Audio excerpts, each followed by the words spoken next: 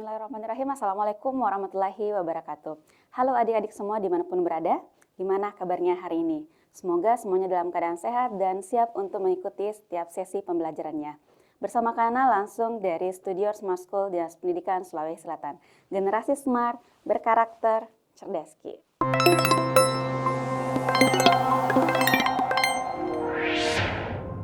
Oke adik-adik, pada sesi ini kita akan melanjutkan pembahasan terkait dengan polinomial dan sesi ini adalah part yang ketiga. Nah, jadi dalam sesi ini kita akan membahas dua subtes atau dua subtopik yaitu tentang teorema sisa dan teorema faktor. Nah, apa fungsinya kita mempelajari teorema sisa dan teorema faktor dalam polinomial? Itu akan memudahkan kita untuk mencari sisa pembagian dan juga akar-akar dari suatu persamaan tanpa harus kita melalui proses yang panjang. Nah, untuk lebih jelasnya langsung saja kita bahas satu demi satu, baik teorema sisa maupun teorema faktor. Nah, kita ke bagian yang pertama yaitu teorema sisa. Nah, jadi adik-adik, teorema sisa itu berbunyi bahwa sisa pembagian dapat diperoleh secara langsung dengan cara mensubstitusikan pembuat nolnya ke dalam polinomialnya. Seperti itu. Jadi tanpa harus kita melakukan baik cara bersusun ataupun cara Horner. Nah, tentunya ini disesuaikan dengan tipe soal yang diberikan. Nah, jadi dalam teorema sisa ada 3 bentuk yang akan kita pelajari sebagaimana bentuk yang sudah kita pelajari dalam cara bersusun maupun cara Horner dalam pembagian polinomial. Nah, untuk bentuk yang pertama adalah ketika pembaginya berbentuk X dikurang K. Jadi pembaginya berupa bentuk linear. Nah, sehingga sebagaimana tadi bunyi dari teorema sisa, kita harus mencari pembuat nolnya. Sehingga pembuat nolnya itu kan kita bisa tentukan berarti X dikurang K sama dengan 0, berarti X-nya sama dengan K.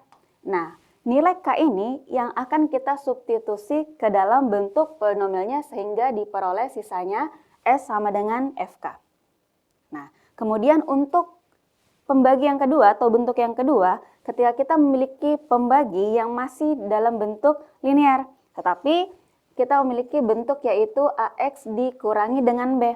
Nah, berarti pembuat nolnya kan itu adalah X sama dengan B per A. Nah, jadi adik-adik tandanya mengikuti dari bentuk yang diberikan nanti ya, bisa saja positif ataupun negatif. Nah, sehingga mencari sisanya, tinggal kita substitusi nilai B per A ke dalam polinomial yang diberikan. Seperti itu. Nah, kita ke bentuk yang ketiga, yaitu ketika kita memiliki pembagi polinomial yang berbentuk kuadrat. Nah, kalau adik-adik menjabarkan bentuk ini, maka akan mendapati bentuk yang menyerupai persamaan kuadrat. Nah, sehingga kita akan melakukan beberapa langkah di mana yang harus diperhatikan juga bahwa untuk derajat pembaginya itu maksimal berderajat 1 jika pembaginya berderajat 2. Nah, jadi kalau misalkan kita memiliki pembagi yang berderajat 3, maka maksimal pembaginya itu berderajat 2 dan seterusnya.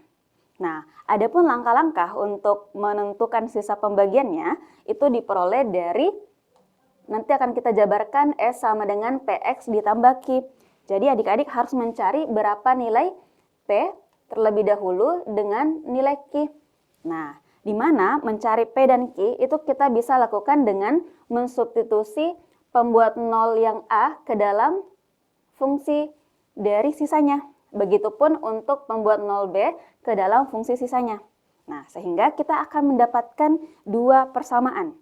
Nah, sehingga kalau dua persamaan tersebut untuk mendapatkan nilai masing-masing P dan Q itu bisa kita peroleh dengan cara eliminasi ataupun substitusi. Bergantung yang mana adik-adik senangi dalam mencari variabel P dan Q. Nah, untuk lebih jelasnya, mari kita ke contoh masing-masing dari bentuk polinomialnya. Kita ke contoh yang pertama, nah yaitu tentukan sisa pembagian polinomial fx yang dibagi oleh x ditambah dengan 1. Berarti langkah pertamanya tadi adalah adik-adik harus menentukan pembuat nolnya. Nah, untuk soal yang pertama ini, pembuat nolnya kan x ditambah 1, langsung saja kita samakan dengan 0. Berarti berikutnya tinggal pindah ruas. Nah, berarti pembuat nolnya adalah minus 1. Nah, selanjutnya adik-adik tinggal mencari nilai dari sisanya, yaitu diperoleh dari F minus 1. Nah, berarti semua yang koefisien X-nya kita ganti dengan minus 1. Maka diperoleh bentuk yaitu 4 dikali dengan minus 1 berpangkat 3, kemudian ditambah dengan 3 kali minus 1 pangkat 2, kemudian ditambah 5 kali minus 1, kemudian dikurangi dengan 1. Nah, tinggal kita sederhanakan yaitu kalau misalkan ada basis negatif yang berpangkat ganjil berarti hasilnya tetap negatif ya. Berarti 4 kali minus 1 hasilnya adalah minus 4. Berikutnya, kalau misalkan basisnya negatif berpangkat genap berarti nanti hasilnya genap ya. Berarti 1 pangkat 2 hasilnya sama dengan 1. Maka bisa kita tulis di sini tambah 3, kemudian 5 kali minus 1 minus 5, kemudian dikurangi dengan 1. Nah, selanjutnya adik-adik tinggal sederhanakan bentuknya. Maka kita peroleh hasil yaitu 4 ditambah 3 berarti minus 1, dikurang 5 kurang 1 hasilnya sama dengan minus 7. Nah, ini adalah sisa untuk pembagi polinomial fx yang dibagi oleh x ditambah dengan 1. Oke, semoga jelas untuk contoh yang pertama. Selanjutnya kita ke contoh yang kedua. Nah, pada contoh yang kedua ini kita diberikan polinomial fx yaitu 2x pangkat 3 dikurang 7x kuadrat ditambah 10x dikurang 4 dibagi oleh 3x dikurangi dengan 6. Nah, langkahnya sama yaitu kita cari dulu pembuat nolnya.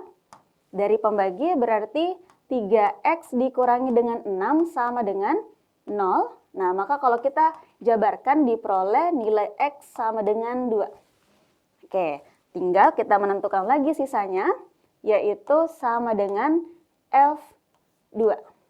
Nah, berarti semua yang variabel X tinggal kita ganti menjadi 2. Berikutnya adik-adik tinggal ikuti pola dari polinomial fx yang diberikan. Berarti bentuknya adalah 2 dikali dengan 2 berpangkat 3, kemudian dikurangi dengan 7 dikali 2 pangkat 2, kemudian ditambah 10 dikali 2 dikurangi dengan 4. Nah, tinggal kita sederhanakan lagi bentuknya. Maka diperoleh, adik-adik kalau misalkan mendapat bentuk perkalian dengan kuadrat, maka adik-adik harus selesaikan dulu bentuk kuadratnya. Berarti 2 pangkat 3 itu kan sama dengan 8. 8 kita kalikan dengan 2, hasilnya sama dengan 16. Nah, selanjutnya 2 pangkat 2 hasilnya sama dengan 4.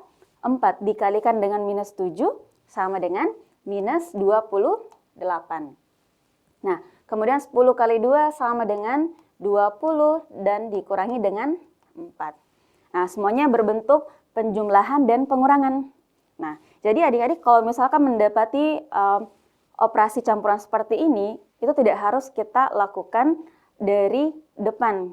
Apalagi kalau misalkan dia pengurangan saja dengan penjumlahan. Nah, kita bisa melihat bentuknya mana saja yang memudahkan kita untuk berhitung tanpa menggunakan cakaran. Nah, kalau kita lihat bentuknya, ini kan bisa kita jabarkan dulu. Berarti min 28 ditambah dengan 20, itu kan hasilnya sama dengan minus 8. Nah, minus 8 ini bisa kita operasikan dulu 16 dikurangi 8. Hasilnya sama dengan 8. Sisa 8 kita kurangi dengan minus 4. 8 kita kurangi 4 hasilnya sama dengan positif 4. Nah, itu akan memudahkan kita untuk menyelesaikan hasilnya dengan mencakarnya dalam pikiran atau tanpa menggunakan cakaran dalam bentuk fisik. Nah, seperti itu untuk soal yang kedua. Nah, kita ke soal yang ketiga yang mewakili bentuk teorema sisa yang ketiga. Nah, di mana kalau misalkan kita memiliki polinomial fx yang apapun bentuknya, yang dimana kalau kita bagi dengan x dikurang 1, itu akan diperoleh sisa sama dengan 6. Nah, kemudian ketika kita bagi dengan x tambah 2, itu akan bersisa minus 9. Kemudian yang ditanyakan adalah tentukan sisa pembagiannya ketika dibagi oleh X kuadrat ditambah X dikurangi dengan 2. Nah, sebagaimana langkahnya tadi kan kita harus membuat pembaginya itu sama dengan 0. Nah, ini kan kalau kita jabarkan akan diperoleh bentuk yaitu X dikurang 1, kemudian X ditambah dengan 2. Nah, jadi secara bersama-sama. Nah, sehingga kita lihat di sini untuk menentukan sisa pembagiannya itu bisa diperoleh dengan rumus yaitu S sama dengan PX ditambah dengan Q, di mana S-nya itu bisa diperoleh dari menyederhanakan atau mensubstitusi pembuat nolnya ke dalam polinomialnya. Nah, berarti kita lakukan langkah-langkahnya. Yang pertama yaitu kita cari dulu yang FA. Nah, atau kita lihat dulu untuk pembuat nolnya. Nah, di sini kan ada X dikurang 1, maka pembuat nolnya itu adalah X sama dengan positif 1. Nah, yang lainnya itu adalah ada X ditambah 2, maka pembuat nolnya adalah X sama dengan minus 2. Nah, selanjutnya kita cari dulu untuk yang pertama, yaitu F1. Nah, berarti kita tinggal mensubstitusi X sama dengan 1 ke dalam persamaan sisanya. Maka diperoleh P dikali 1 ditambah dengan Q. Nah, tadi kan kalau misalkan dibagi dengan 1, itu sisanya adalah 6. Maka boleh kita ganti 6 sama dengan P ditambah dengan Q. Nah, kemudian kita ke pembagi yaitu X ditambah 2. Pembuat nolnya kan adalah minus 2 ya. Berarti kita cari F minus 2. Berarti kita peroleh bentuk P dikali dengan minus 2 ditambah dengan Q. Nah, sisanya tadi ketika dibagi dengan X tambah 2 itu adalah minus 9, maka boleh kita tulis minus 9 sama dengan minus 2P ditambah dengan Q. Nah, di sini kita akan diberikan dua bentuk sistem persamaan linear, dua variabel. Taruhlah ini persamaan pertama dan ini persamaan kedua. Nah, langkah berikutnya, adik-adik tinggal melakukan substitusi atau eliminasi. Nah, dalam hal ini karena akan menggunakan eliminasi ya, berarti kita ambil dulu untuk persamaan pertama yaitu P ditambah Q sama dengan 6, kemudian minus 2P ditambah Q sama dengan minus 9. Nah, karena di sini bentuknya koefisien dari Q itu kan sudah sama-sama 1, berarti boleh langsung kita eliminasi. Karena sama-sama positif berarti mengeliminasinya dengan tanda kurang ya. Nah, adik-adik harus perhatikan kalau misalkan Q di sini memiliki koefisien yang berbeda tanda, misalnya minus 1 dan positif 1, maka mengeliminasi Q itu dengan tanda tambah, seperti itu. Agar variabel Q itu betul-betul hilang dalam persamaannya, sehingga nilai P bisa kita tentukan. Nah, berarti kalau ini sudah kita eliminasi, maka diperoleh P dikurangi dengan minus 2P, maka akan menyebabkan terjadinya perubahan tanda oleh minus 2P. Karena bertemu dengan operasi kurang di depannya, maka diperoleh yaitu 3P. Nah, begitupun dengan 6 dikurangi dengan minus 9, hasilnya menjadi 6 tambah 9 sama dengan 15. Nah, sehingga dengan menyederhanakannya diperoleh bentuk 15 kurang 3 sama dengan 5. Seperti itu. Nah, tadi kan di persamaan pertama kita peroleh bentuk yaitu P tambah Q sama dengan 6, maka dari sini kita bisa langsung tentukan yaitu nilai Q-nya sama dengan 1. Nah, adik-adik ketika sudah mendapatkan nilai dari P dan Q, maka langkah terakhir itu adalah mensubstitusi P dan Q ke dalam fungsinya. Berarti S sama dengan PX ditambah Q, maka P-nya kita ganti menjadi 5, berarti 5X ditambah dengan Q-nya itu sama dengan 1, berarti 5X ditambah 1. Oke, semoga jelas untuk contoh yang ketiga.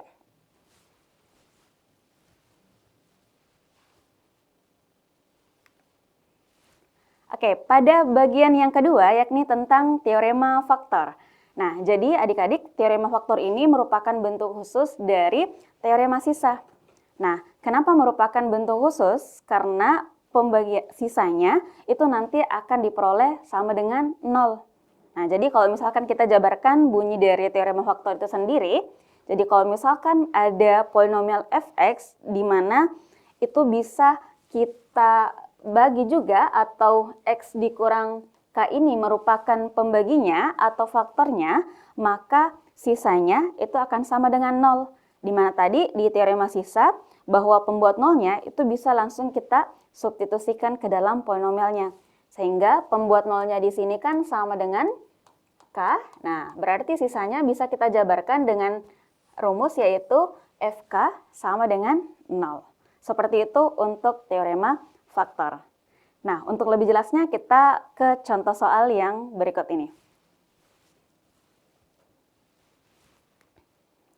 Oke, jadi ini adalah contoh soal yang keempat yang berkaitan dengan teorema faktor. Nah, kita lihat soalnya. Nah, diketahui bahwa x dikurangi 3 adalah salah satu faktor dari polinomial fx-nya. Nah, di mana kalau kita perhatikan persamaan polinomialnya, itu kita memiliki variabel tambahan, yaitu variabel a. Di mana a ini itu adalah koefisien dari x, gitu ya. Nah, yang ditanyakan adalah berapakah nilai a tersebut. Nah, berarti clue-nya kan di sini adalah x kurang 3 itu adalah faktor dari fx. Berarti kan nanti kalau kita jabarkan f3, pembuat nolnya kan ini adalah sama dengan 3, berarti f3 nanti hasilnya harus sama dengan 0. Nah, kita gunakan clue tersebut untuk mencari nilai a.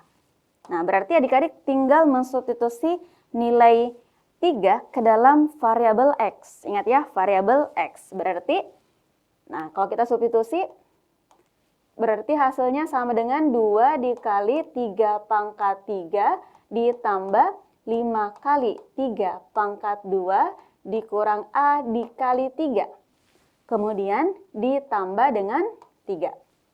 Nah, karena ini x dikurang 3 merupakan faktor dari fx, maka sisanya kan pasti 0. Maka boleh langsung kita tulis 0 sebelah sini. Itu ya. Oke, berarti kita jabarkan dulu. Ini 0 sama dengan, oke, ingat kembali kalau misalkan ada bentuk perkalian dengan pangkat, adik-adik harus menyelesaikan dulu bentuk pangkatnya. Berarti 3 pangkat 3 hasilnya adalah 27. Kita kalikan dengan 2, hasilnya diperoleh yaitu 54. Nah, selanjutnya 3 pangkat 2 adalah 9, dikalikan dengan 5, hasilnya sama dengan 45. Nah, kemudian min a dikali 3 hasilnya minus 3a, kemudian ditambah dengan 3. Maka kita akan memperoleh satu bentuk persamaan dengan variabel a. Nah, karena ini hanya satu variabel, berarti mencari nilai a itu bisa kita lakukan dengan pindah ruas. Nah, berarti kita kumpulkan suku-suku yang sejenis. Maka ini boleh kita pindah ruaskan minus 3a-nya biar menjadi positif 3a, sehingga diperoleh 3a sama dengan, nah 54 kita tambahkan dengan 45, hasilnya sama dengan 99, kemudian kita tambahkan dengan 3, hasilnya sama dengan 102. Maka mencari nilai a dengan cara 102 ini kita bagikan dengan 3. Maka diperoleh nilai a yaitu sama dengan 34. Oke, maka inilah nilai a. Oke, semoga jelas untuk penggunaan dari teorema faktor. Oke adik-adik, itulah tadi materi kita yang berkaitan dengan teorema sisa maupun teorema faktor. Semoga bisa direview setiap polinomial baik part pertama, kedua, dan yang ketiga. Oke, sekian dari Kanana. Assalamualaikum warahmatullahi wabarakatuh.